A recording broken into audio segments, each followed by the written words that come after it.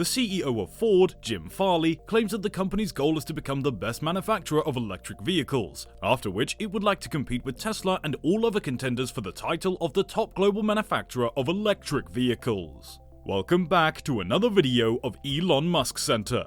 You've come to the right place if you find this information intriguing. By the end of this video, you will understand the current state of Ford, Tesla, and other automobile businesses. So people, are you ready? Ford, a significant player in the US and international car markets, is currently concentrating on its electrical vehicle strategy. The famous Ford F-150 Lightning electric pickup truck is one of the electric vehicles the firm has already released. The Ford F-150 Lightning hasn't even left the factory yet, but it's already garnered international interest and inspired 3 other automakers to consider electric pickup trucks. However, it hasn't attracted the same amount of attention as the Tesla Cybertruck. In such a case, bringing up Tesla and Elon Musk may provide the car company an extra edge in attracting attention in the EV space.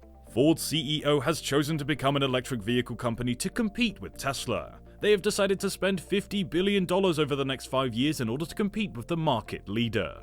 But they have a new issue. They are losing every dollar they spend on EVs, and the CEO now needs to come up with another action plan. The CEO has admitted something about Tesla, which might be a significant turning point.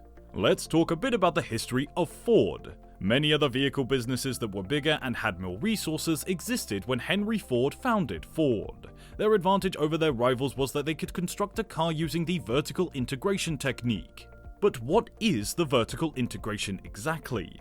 A forward or backward-looking supply chain approach is vertical integration. Forward vertical integration occurs when a corporation acquires a supplier it uses to serve its customers. Manufacturing can acquire a retailer as an example, or in a backward vertical integration strategy, the company purchases the raw material provider. For example, a manufacturer might purchase the company that supplies the raw materials required for the finished product. Instead of outsourcing a portion of the production process, vertical integration brings it in-house. In addition, Henry Ford owned the supply chain and made everything himself rather than relying on the supplier to provide all the materials, which would help him cut costs and give him more control over the quality.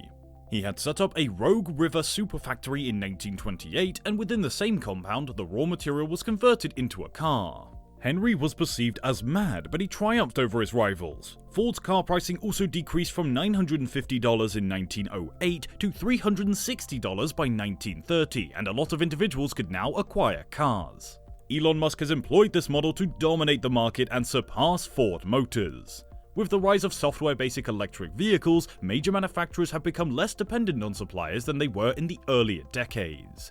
Tesla is a leader in the movement and offers a vertically integrated product primarily made in-house and created from hardware and software developed by other companies.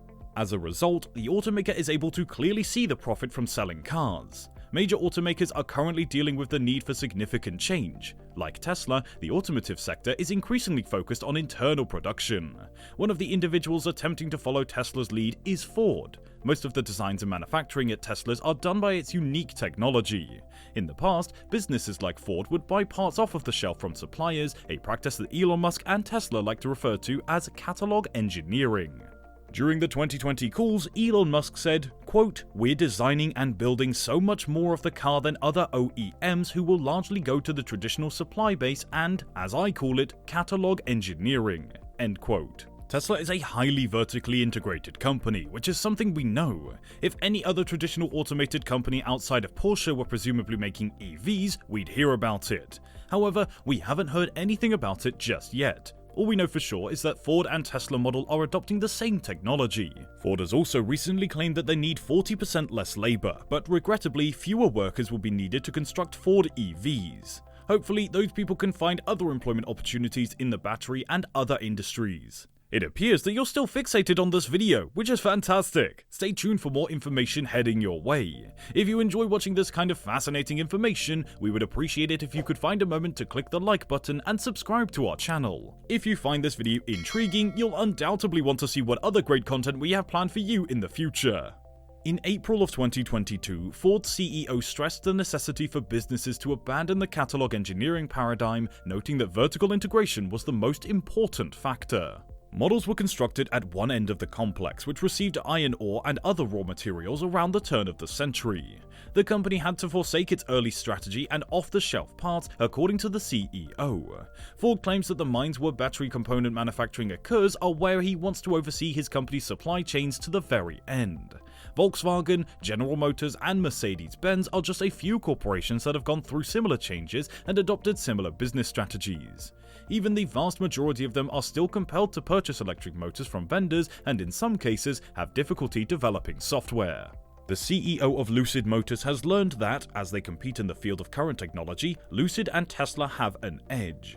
Rawlinson has said, quote, "Major players have realized electric vehicles are the future, but they have yet to widely recognize that they have yet to up their game in terms of motors, transmissions, battery technologies, inverters, and electric powertrains." He also added, "The electric powertrain cannot be bought off the shelf at a world-class standard. It is not a commodity. This is a technology race and the market doesn't see it yet." End quote. Investors have concluded that Tesla's buying raw materials directly, producing its own battery, and creating its own software is the most successful in the new world of electric automobiles. Sam Abuelsamidowne said, "The portion of intellectual property controlled by automakers in their vehicles fell from 90% to 50% between the 1970s and the 2010s. Many manufacturers lack the in-house technical capabilities on their own electrical platforms, battery packs, etc. after EV pioneer Tesla demonstrated that consumers much like its vertically integrated automobiles. Tesla's business has repeatedly raised prices over the past few years due to its pricey business model. Elon Musk has said, quote, "We're not currently working on the $25,000 car. At some point we will, but we have enough on our plate right now." End quote. The engineering executive of the supplier claims that there is a large discrepancy between what the automaker claims that the outcomes of their vertical integration strategies and what actually occurs when engineers attempt to fulfill deadlines for the new delivery of new vehicles.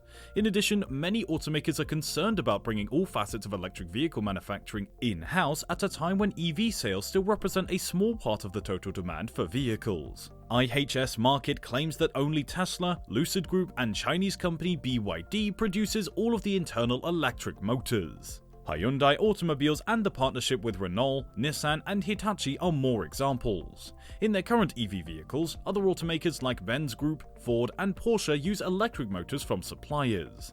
Ford's future lies in vertical integration, but it's much more complicated than that. Ford recently admitted that a new supply chain and plan is necessary. By the end of 2026, Jim Farley intends to produce 2 million vehicles.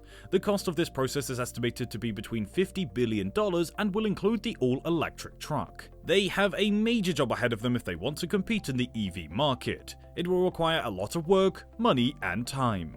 Ford will go back to its roots and several of its manufacturing locations will accept a union of workers. Ford obviously doesn't like coming in second behind Tesla and wants to dominate the EV industry, so let's see where it goes. 2030 is a crucial year for EVs. Ford should produce more since Tesla will likely generate 5 to 6 million cars by 2026, even if Ford only produces 2 million cars by that time.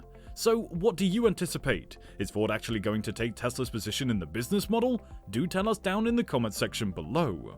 We hope you now have a better understanding for EV companies like Ford and Tesla. Please subscribe to our channel Elon Musk Center if you liked the video.